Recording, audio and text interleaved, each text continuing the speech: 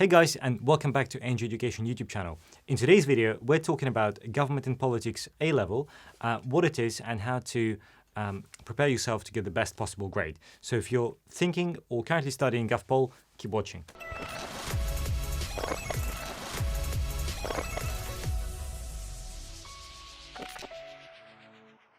Alright guys, so we're joined today in the studio by Phoebe. Hi Phoebe. Hi Great, guys. Great to see you again. So Phoebe, I'm guessing you've studied A-Level GovPol. Yes. Yeah, so A-Level GovPol was really what set me on my path to studying politics as an undergraduate and now as a postgraduate as well. So it was a really great A-Level and I'm really glad I took it. Okay, and Phoebe, why? What were your other two A-Levels? So I also studied history and French. Okay, so you already were sort of quite a humanities tilted student, and would you say it was helpful to do politics in combination with others, or could you have done some sciences and it would have been fine as well? I think so. I think the main thing that was really helpful for me was that history really honed my essay writing skills, which was really helpful, I think, to the essays that I wrote during my A-Levels and then as an undergraduate. Because we get a lot of messages from students saying, look, I'm really interested in politics, but, I want to be a doctor, or, my parents are telling me to be a doctor, so, I'll be doing biology and chemistry. So, do you feel you can still do all right at politics if you're just doing that as an A-level without the other humanities? Yeah, I reckon you could. I think the main thing would be to make sure that you can get your ideas across in a really well-expressed way, because that's the key to humanities subjects, which are essay-based. So as long as you can keep that up, I think you'll be fine. Okay.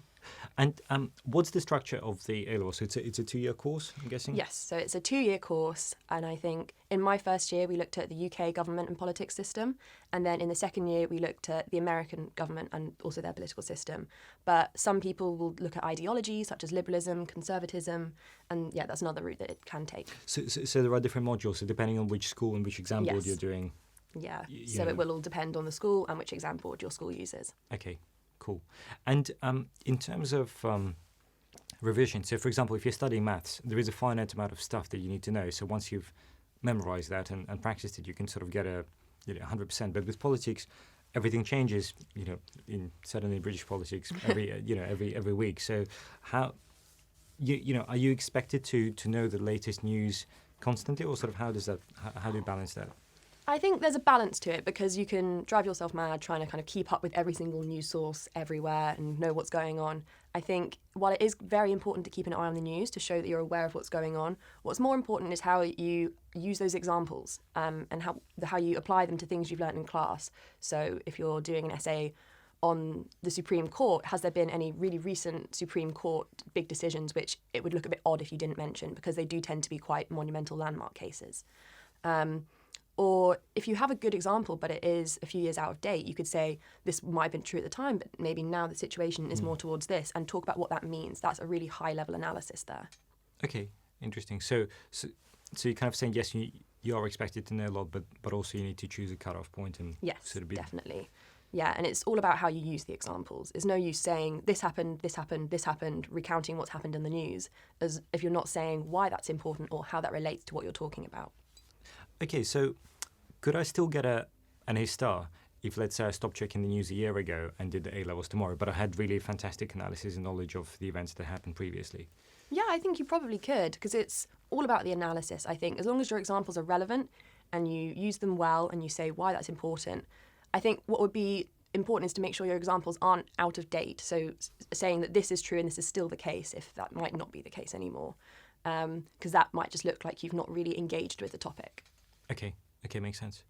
And what are the sort of jobs or university routes with a GovPol A-level? I think it can really take you anywhere because it's about being able to analyse what's going on in the world, and it is changing a lot, and there's lots of different factors and influences and actors in that sphere. So I think it really shows that you have a good overall knowledge, you have an analytical mind.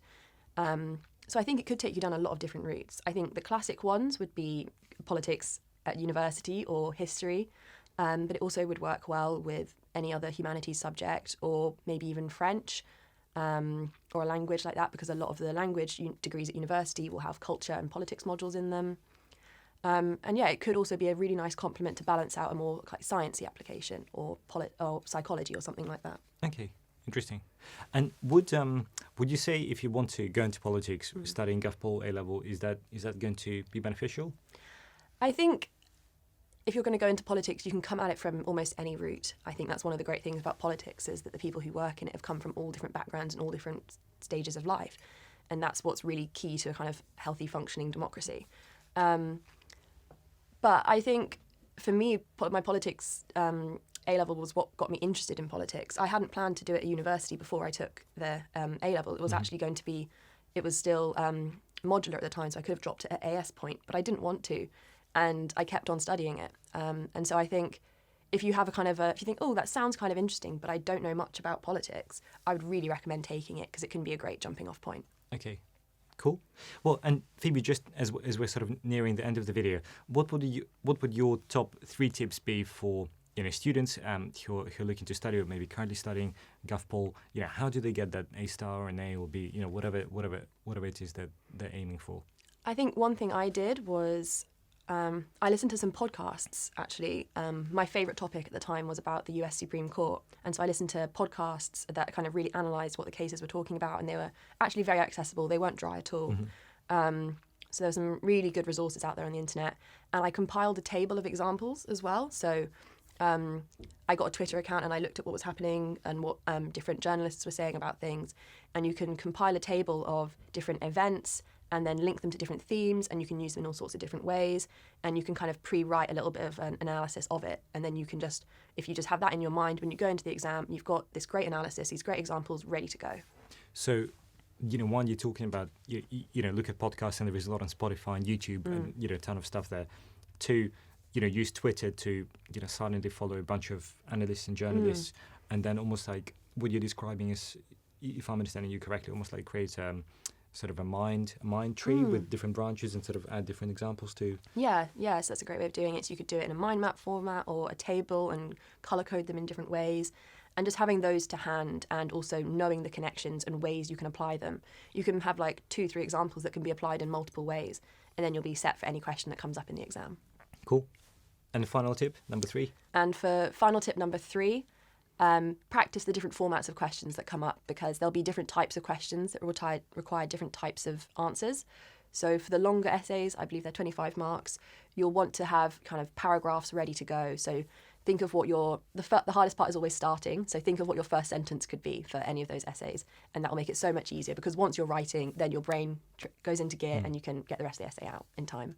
So it's almost like, what I remember from doing history AS level is you just do a bunch of essays and you review all the essay questions that came up in the last 20 years and maybe just create an essay plan for them. Yeah. So this way you're almost guaranteed to have something that you've come across before in the exam. Yeah, one thing that I still use, and I used it in my exams at university, was thinking of, say there's a topic, there are specific paragraphs I'm going to need to write that will just need to be covered.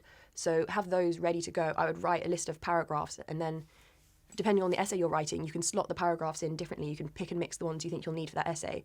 And as long as you're answering the question, that's very important. Don't try and write an answer to a question you haven't been asked. But I think that's a really great way to kind of just go into the exam and think, these are my 4 paragraphs I'm going to write about, and then you've got them ready to go. Cool. Great.